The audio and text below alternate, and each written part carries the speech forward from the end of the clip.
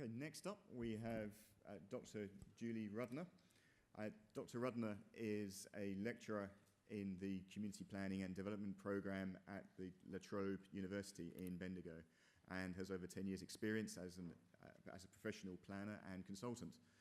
Through her groundbreaking work, she seeks to understand how adults, children and young people can expand their confidence and skills to engage with their environments and their communities. This has involved exploring children's and young people's views and experience of their environments. She also promotes cities as sites for experiential learning and supports children's and young people's citizenship through participation in planning and urban design. Dr. Rudner is particularly interested in how we create a public knowing of risk that limits our freedom, and especially the freedom of children and young people to use public space independently. And today she is presenting on the risk-safety paradox, how safe is safe enough. Can we please welcome Dr. Rudner? No, that's good. Thank you. Hello, and thanks for having me today. I really appreciate it. I guess in some ways I'm talking about the sorts of cities we want to create for the future, and I'm obviously ahead of myself because I think it's the 11th of June. I would like to thank you all for having me, and also the elders past and present for welcoming us here today. I guess I'm presenting something quite different from the previous presenters and what many of you are here for. Many of you are working with the problems that we're trying to alleviate in our society and the harms that people experience. I guess I'm coming from the other side. I'm looking at the great majority of people who are quite functional and what their role is to play in creating safer cities. And I think the reason why, for me, I'm really attracted to this is because politically, at all levels of government, we tend to use, and in our media, use safety and fear as a way to get support for political agendas. And there seems to be a lot of attraction to use danger as a way to manipulate people's emotions and get them to think certain ways on issues. And it makes me question, really, are we that insecure, or are we safe enough? And I guess that's a problem that I'm always playing with, because part of being safety means that it inherently includes notions of risk. And in which case, what does that mean? For a show of hands here, how many of you drive regularly? Okay. How many of you get frustrated with traffic because it's too slow? Okay, can you please tell me how many kids you are willing to kill each year to maintain your current driving habits? It's an uncomfortable question, isn't it? But it's true. Any traffic engineers here? Okay, well, have any of you looked at a traffic engineering status or policy and how they operate? There are actually calculations on this. There's calculations as to how much money is put toward a problem, how many people will be killed at a site before something's fixed. Everything that we do in our society, all of our privileges, there's also some costs associated with that. And so I guess that's why I'm very curious is how safe is safe enough. Because when we're thinking about safety, it's also about social exclusion. And that might be a bit of a difficult thing to fathom. But within this, there's a lot of people who are excluded from our society, namely the 25% who are under 18 years of age. They aren't actually considered citizens. And although we want to protect these citizens or these young people, in doing so, we often take away their agency as well. So I think today, hopefully, I will potentially annoy some of you to come and argue with me over some things, just because I like a good argument on some of this. But I'm hopefully challenging all of us here to really think about what we're creating and how we're going about doing it. I'll see if this actually works. It does. So in terms of setting the scene, I come from a planning background, community planning, spatial planning, urban design, and where that fits in is, I guess, through crime prevention through urban design. The people who work in that area would be a bit more familiar with what I do. And also with health, we know that our physical cities contribute to our sense of safety and our health. And as I said, my key questions really relate to what does it mean to be and feel safe? What's the relationship of safety to risk? And to what extent should we feel safe? And I think that we really do have to consider this because of those who we exclude. Because in that exclusion, we can also support disenfranchisement. And that's not exactly what we want to do in our societies. I've traveled to many places around the world, and I've seen what some of that can result in terms of daily mobility. I left Johannesburg because I couldn't just walk the streets. And I found, I did walk 5 kilometers to change my ticket so I can leave early. And it was amazing how many people were quite scared for me. I got the best directions in my life to ever get to the travel agent than I've ever gotten before because of real concerns. And in Melbourne, we're really lucky. In Australia, we're really lucky. And I think one of the things I want to remind us about is we are lucky. And it doesn't mean that we shouldn't support and continue our work to improve and support the lives of people who are less fortunate. But I think it's important that we keep this in perspective because we have a lot to build on. So I guess the question for me really is, what is safe? So looking at the Macquarie Online Dictionary, sorry, I just realized I like to set a timer so that I don't overstep or bore you to death with my wanderings. Secure from liability, free from hurt, involving no risk of mishap, dependable or trustworthy, cautious in avoiding danger, placed beyond the power of doing harm, a steel iron box or repository, any receptacle or structure. There's something missing in that. What's missing in that? I would say it's agency, choice and agency. And choice and agency are really important when we're dealing with these issues. Because choice and agency are what gives us our value systems as to what we choose to do or not do, and the trade-offs that we make and the decisions that we're partaking in all the time. And in which case, if we look at safety and if we look often at definitions of risk, that notion of choice is taken away, that notion of agency. So if we move from safety and start to think of risk, because risk starts to bring in some sense of decision-making, some sense of challenge, we have a few definitions. Now, risk is not chance.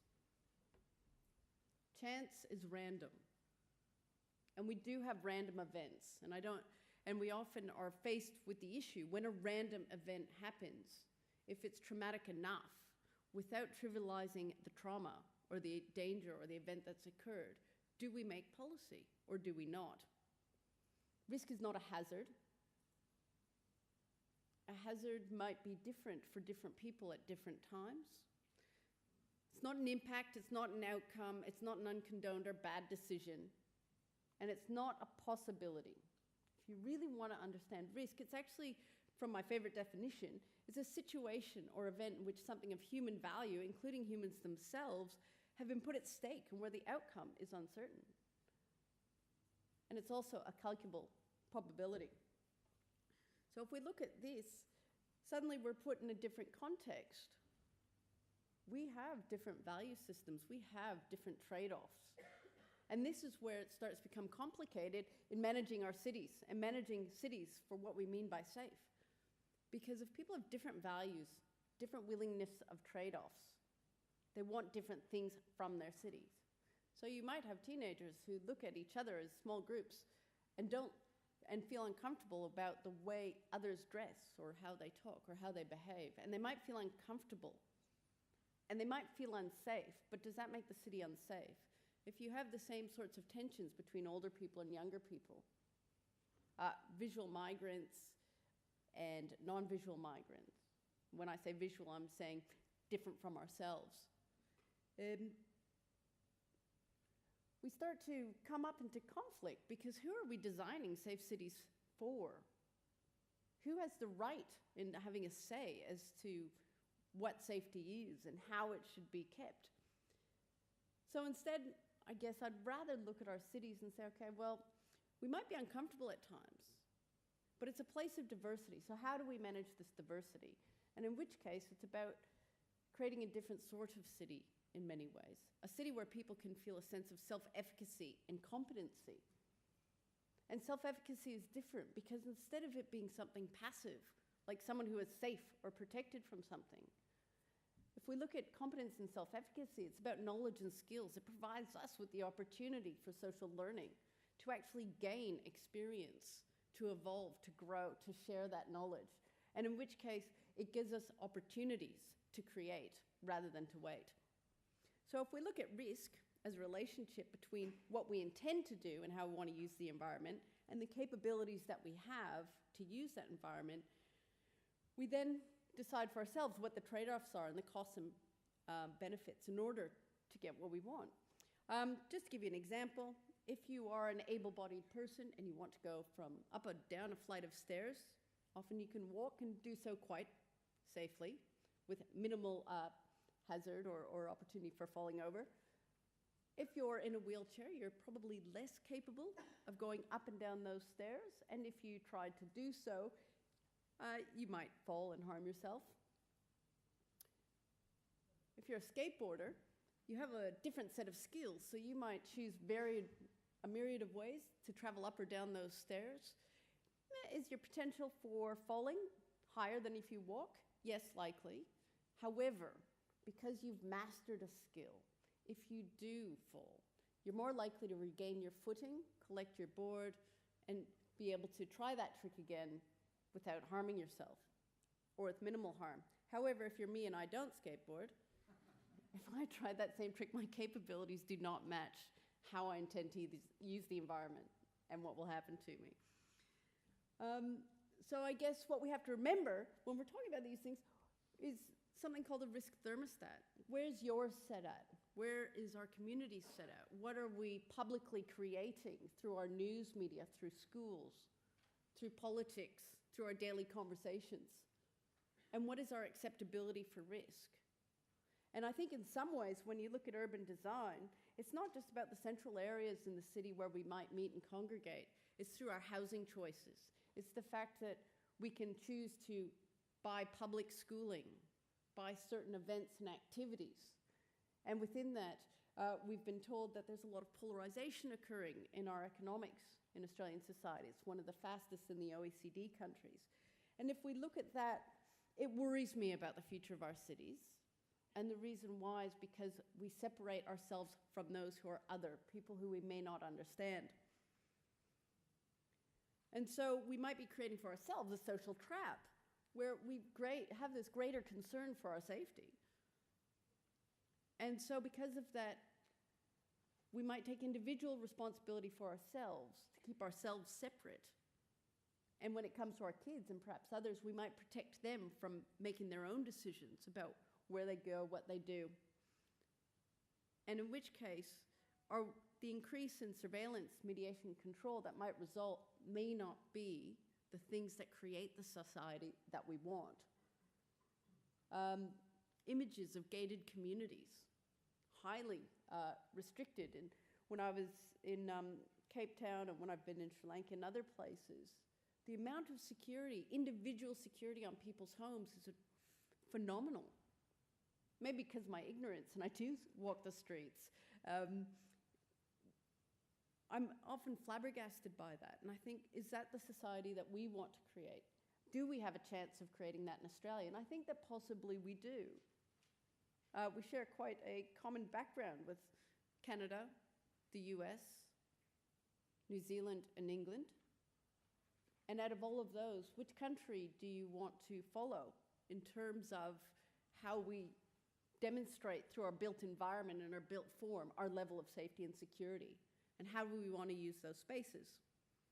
And I think one of the best protective factors, because that's one of the terms, I guess, within the field, I actually think is independent mobility, our bodies in space. It's political. It sends a message. People in space says, this is safe. It's okay to be here. So if we look at this, let's look at children's independent mobility. This is actually what my PhD was on. I was very interested in risk and fear and why parents don't let their kids out to play.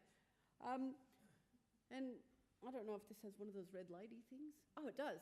Here's Australia. About 30% in Australia, kids walk to school or come home from school independently.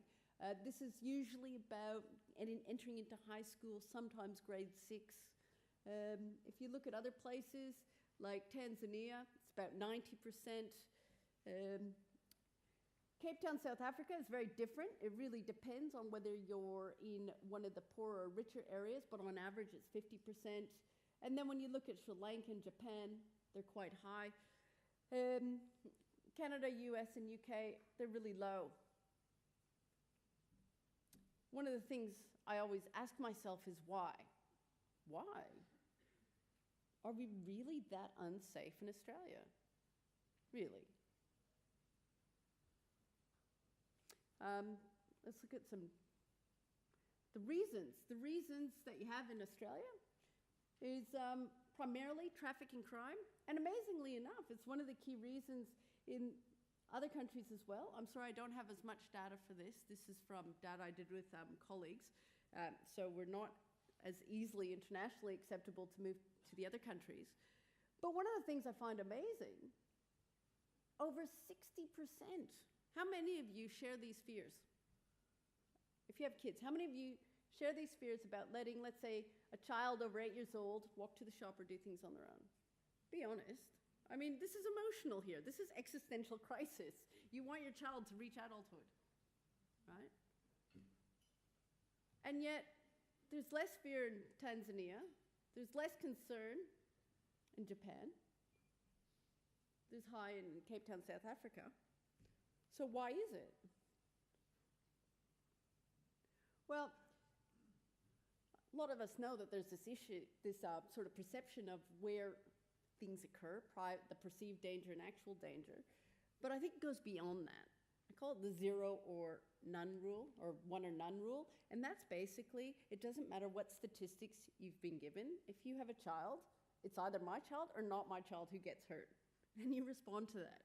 And that's understandable. And that's the worry that's often manipulated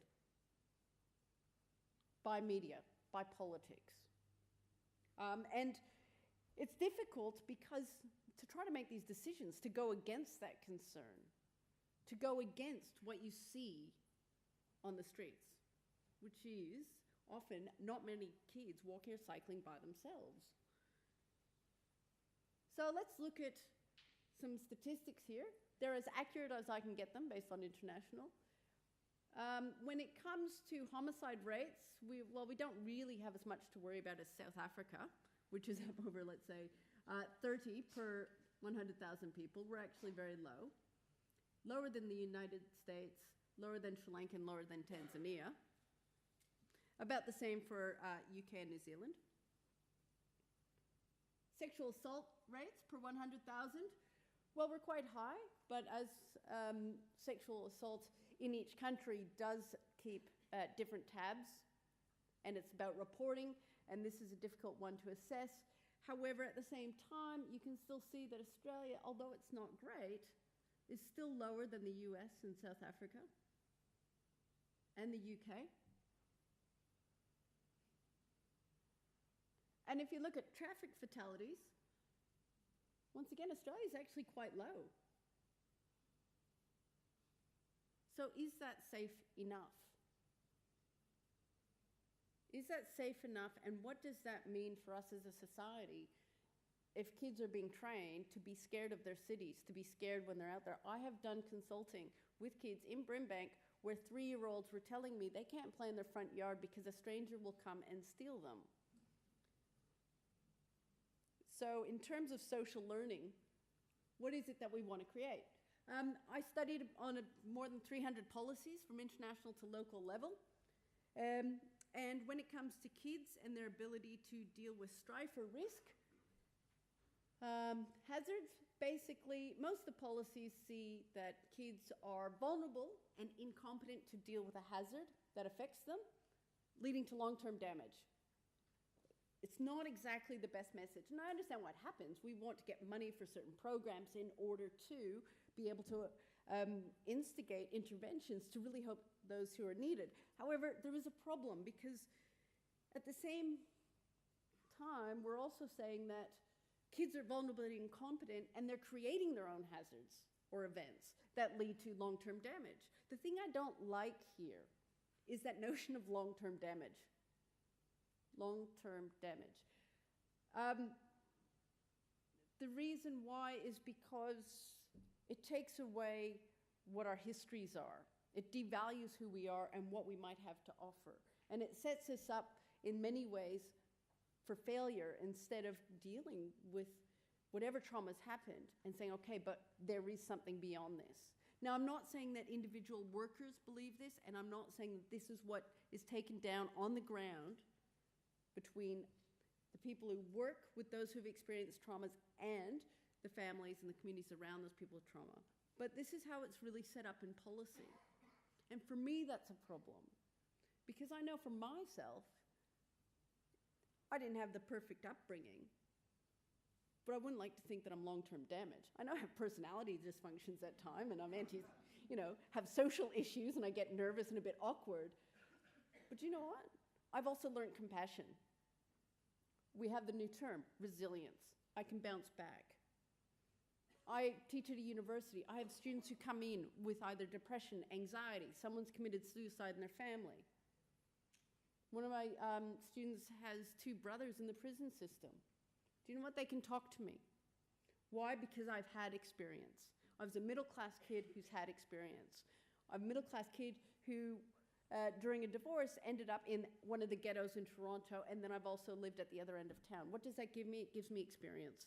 It gives me an understanding of humanity. And so in which case, I think that there's a lot of positive things to be looking forward to.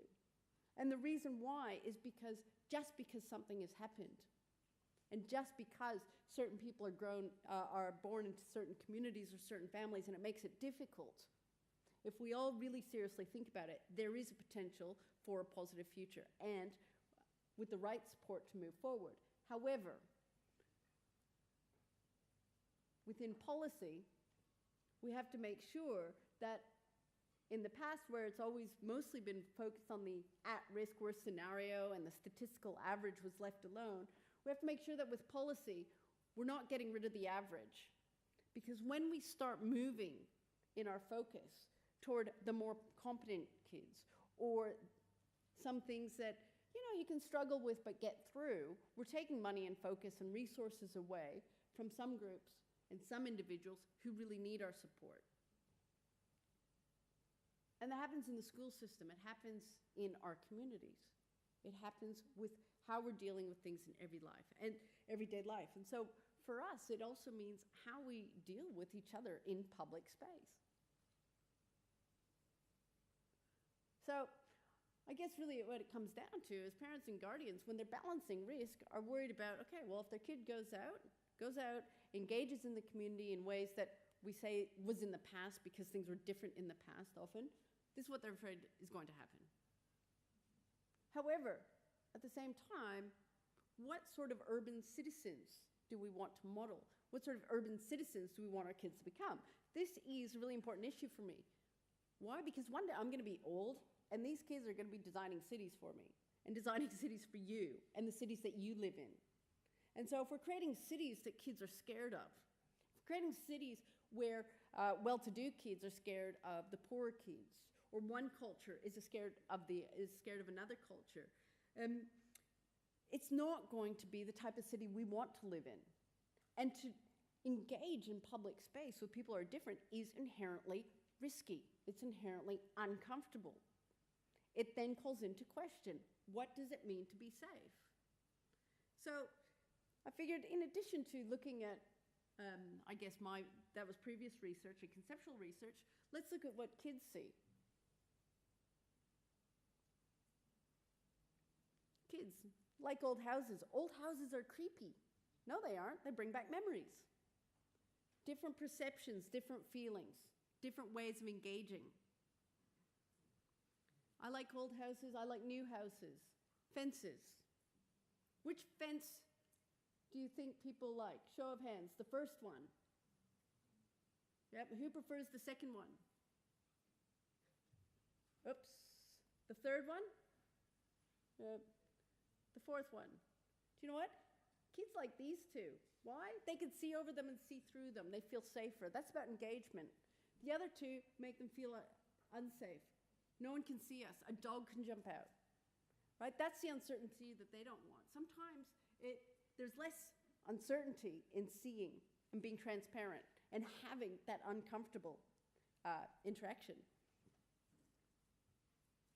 This is looking at shops in a street. So kids, they love the bakery and the video shop. However, the alleyways were scary and frequented by drunk people, and that made them feel uncomfortable. However, I know with the teenagers, they said that they used to run through the alleyway because it was the shortest distance to subways, right? We choose. Things might be a bit scary or uncomfortable, but it doesn't mean we don't engage with them. So what does that mean for feeling safe? So I'm not used to this pokey thing. Skate park. Right? Our notions of safe. What's safe during the day? What's safe at night? One of the kids said, I sometimes go by myself and I feel good there, except when there are boys there because they swear and smoke. Or someone else doesn't feel safe, they might slip into the water. There's a lake in this area. Down at the bottom, just so you know, this is not feeling at all safe and feeling very safe. And the dark brown is the skate park, whereas the lighter brown is the lake, and the gray is the park. The thing to consider here, though, we're dealing with different ages. We're dealing with different individuals, all of whom feel safer or unsafe based on different memories and experiences. So if you look at a street, even crossing the road, cars fly along here. I wouldn't want to walk across by myself.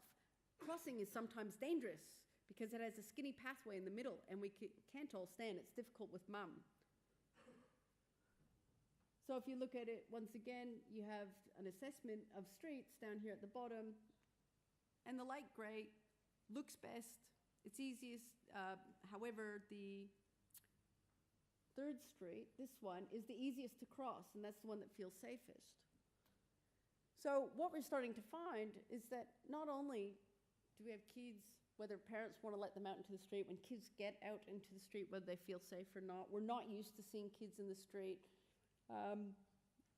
And so we use our spaces differently, drivers versus kids, and we can see that we start to have all these conflicts and these fears. And I know I'm talking about this in a bit of a messy way, but it's because I find this a really messy topic. It confounds me. If you look at different environmental things as well, rubbish and excrement, how does that contribute to a sense of safety? For kids, it makes them feel unsafe. Right? We know about this. SEPTED knows about this, about maintaining areas to make them look clean. Traffic, crash statistics. We know about speed of traffic and how it makes people safe. We have all of these cues, but what does it actually mean? When I have international students in country areas, Australians might think it seems really safe. International students often feel unsafe because there's not enough people. So we're dealing with these conflicts all the time. And then there's things that may not necessarily make kids feel unsafe, but it's an annoyance. For some kids, the skate park is where all the bong heads go and smoke rats go, right? Once again, it's that group. We start to see the self and other. And it's convoluted because some of those kids who were scared when they were younger might become those very kids who are the bongs and smoke rats. So how do we deal with it? This slide is this slide's actually particularly interesting for me because these were from kids at a secondary school living in Bendigo who went to the school where the more, it wasn't a private school, but it would be where the income status is a little bit higher, right? They go to a local mall, and for them, they're talking about the mall, and they really distinguish themselves from the mall rats, bus rats, smoke rats, whatever they are. Those other young people who are different from themselves are rats. And one of the things is, they said, okay, well, how many times are there undesirable people at the mall? Over 60%. They're there all the time. Okay, well, does it feel safe? Well, actually, it's neither safe or unsafe. This is just over 40%. A few said it was feeling safe or very unsafe. And then I thought, okay, well, I'll ask, who are these unsafe people? So although young people are talking about mole rats all the time, you have young people here, you have young adults, but here's the interesting, all ages. Okay, how do we make cities safe when people are sort of scared by everybody?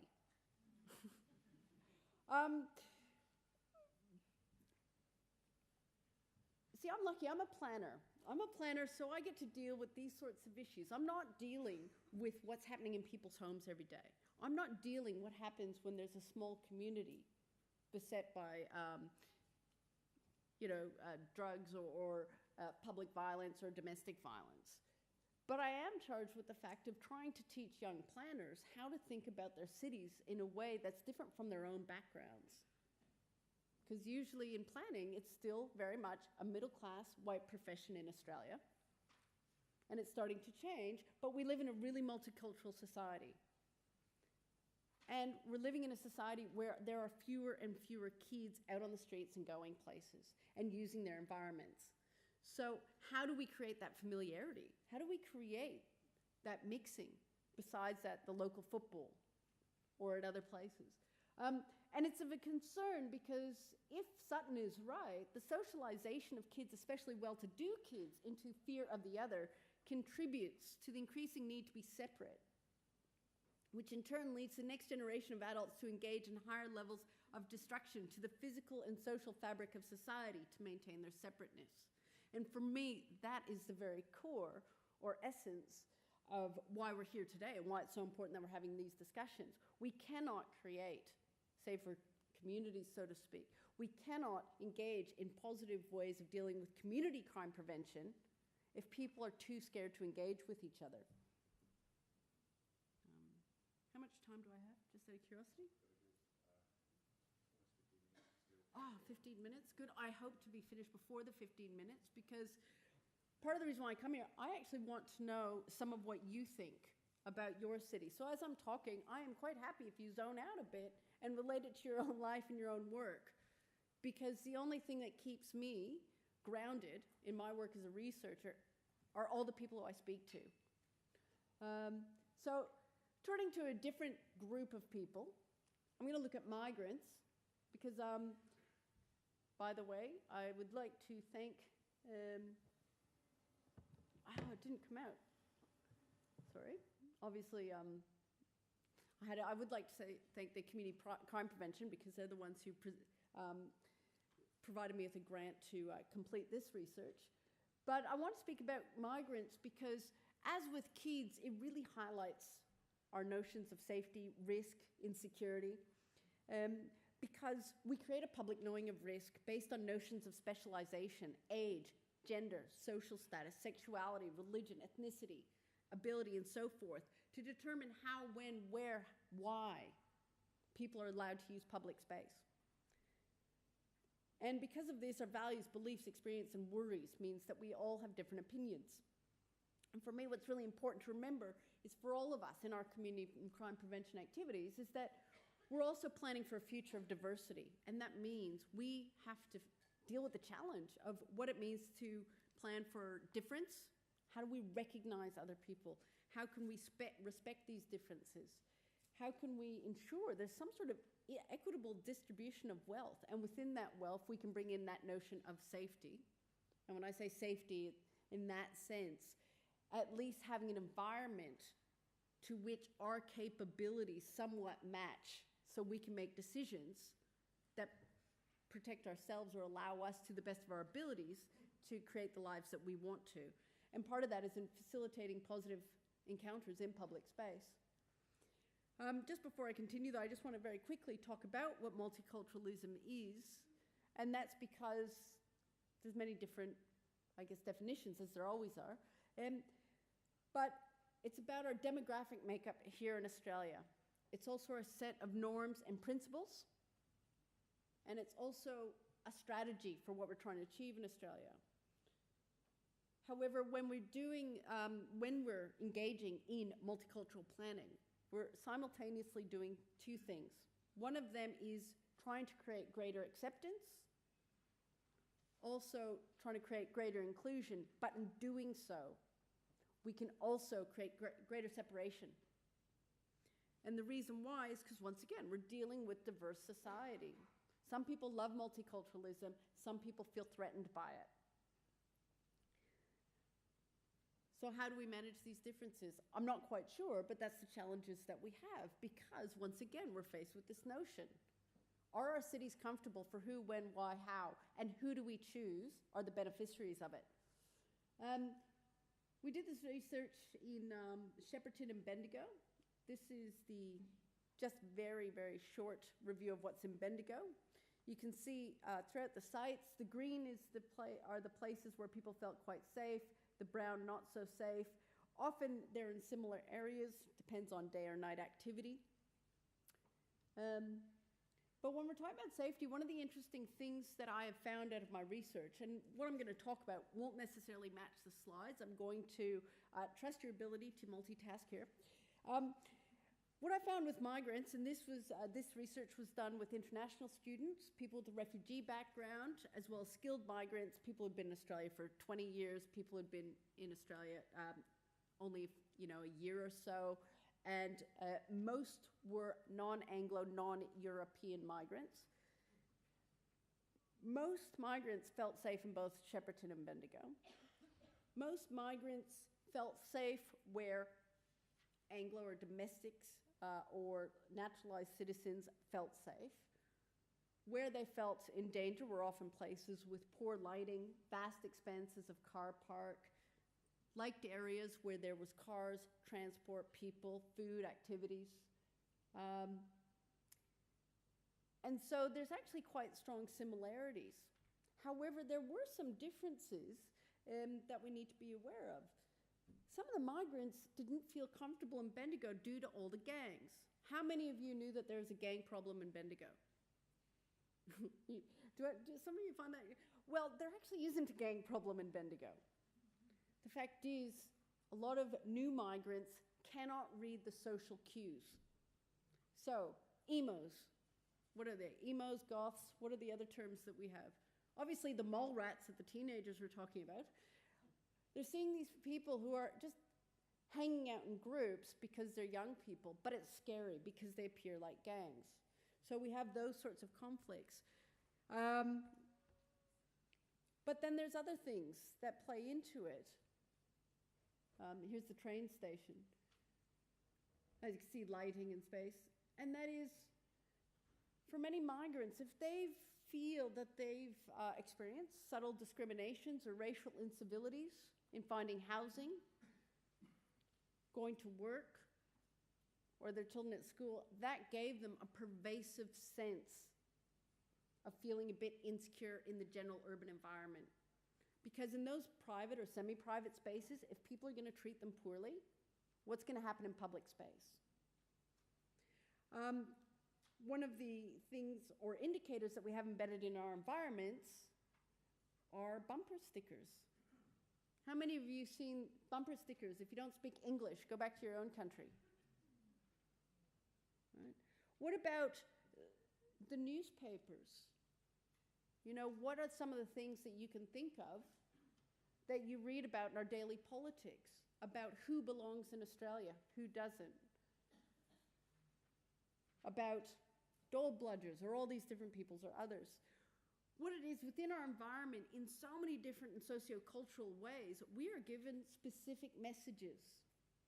And whereas it might make some people feel safe to point the finger and to know that it's being acted upon by governments talking about certain policing initiatives or other community activities, it also makes the people who feel the fingers pointing at them feel just as uncomfortable. Are they safe in our society?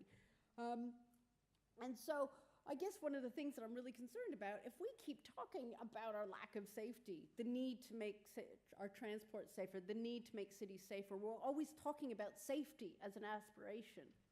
We're overlooking how safe we are. And if we're starting to make decisions based on the lack of security, and our notions of the lack of security are much greater than they are Are we making the best decisions on a daily level? So this is just a little bit more about transport. Some feel unsafe, some sit by the drivers to feel safe. Generally, participants do feel safer, but they also, heard comments, go back to China, even if they're Malaysian. Or Muslim women who particularly cop the brunt of people who are willing to express their own uncomfortability with difference. And we all have a part to play in this. And our media, of course. So where does that leave us? Well, like I said, I guess as a planner and also my interest isn't necessarily the people who are vulnerable or who experience violence or crime directly. What I'm interested in are all the people who may not experience that, but how they contribute to a general pervasive sense of belonging or lack of belonging in a city, and how they contribute and how we as individuals contribute to our decision-making and our daily behaviors. Now, if you want an answer to that, I don't have it. However, this is Shepparton, by the way. I might just go through Shepparton because it's just pass through because it's quite similar to Bendigo. However, there are some things that I think can be done.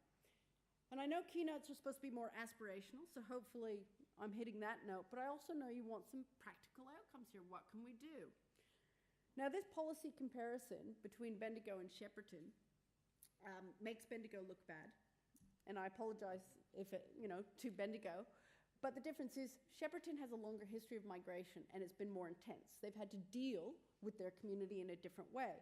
But if we're looking at what we can do in terms of increasing a sense of belonging, increasing familiarity, and joint social learning, so that in this diversity and this mass of what Australia is, to go to a future that's positive, there are some things that can be done, and which Bendigo is actually working on. It's just that its migration history is a bit different. Festivals and ethnic restaurants are important, but they aren't enough. We need movies. We need these cultural symbols and activities in our cities, for sure. However, we have to go beyond that. We actually have to look at what it means in terms of our expression of art, how we embed the diversity of our community within our actual physical environment. It can be as simple as signage. It might be art embedded in through building design, subtle indicators of the local communities who live in that area. It's about ensuring leadership. It's about in all of our professions doing the outreach to make sure that we're definitely representing our communities. It's about including, and in this research, children of migrants, in decision-making processes, so they have a real influence. It's not just about attracting skilled labor so that we can benefit. It's about actually seeing whether someone comes to Australia as a refugee, as a skilled migrant or a student, what they have to offer, but making sure that they have the proper educational, housing, and employment support, so that as quickly as possible, they can become part of the community. And this is really, really subtle. This is beyond just regular crime prevention. And some of you, through the talks I've heard today, are already pointing in these directions. But it's not just us as professionals. It's about reaching out to that broader community who really don't see that they have a role to play, when really they do. So, well, I guess what can we do? Reflect our diversity, address economic polarization, public transport. I know that I didn't talk a lot about public transport, but I really believe it's the answer to a lot of our problems. It's a place of mixing. It allows us to move places. It is actually a really democratic space in many ways. But I think the most important thing is that we really can create the cities we want, but we can't focus on the problems. We need to really focus on what we want, how we're going to get there. And instead of seeing problems, we need to see challenges. We need to understand that we really can find solutions. We can work together. And it means we have to reevaluate what are our notions of personal and collective risk management. Where do we want to spend our funds? Do we want people to go into their private homes, their private cars, and only deal with neighborhood safety by protecting themselves? Or do we want to look at other things, like lowering traffic speeds so maybe more kids walk to school? Those things that don't seem to have a direct influence, but gets people out in the neighborhood. Brimbank did some amazing things. They put games like hopscotch and things on some of their public sidewalks so people get out in the street to play. How do we get people out in the streets to play where we recognize that there are different ways of using public space? And I think that ultimately this requires a deeper and ongoing conversation. What does this mean to be inclusive? What does that really mean?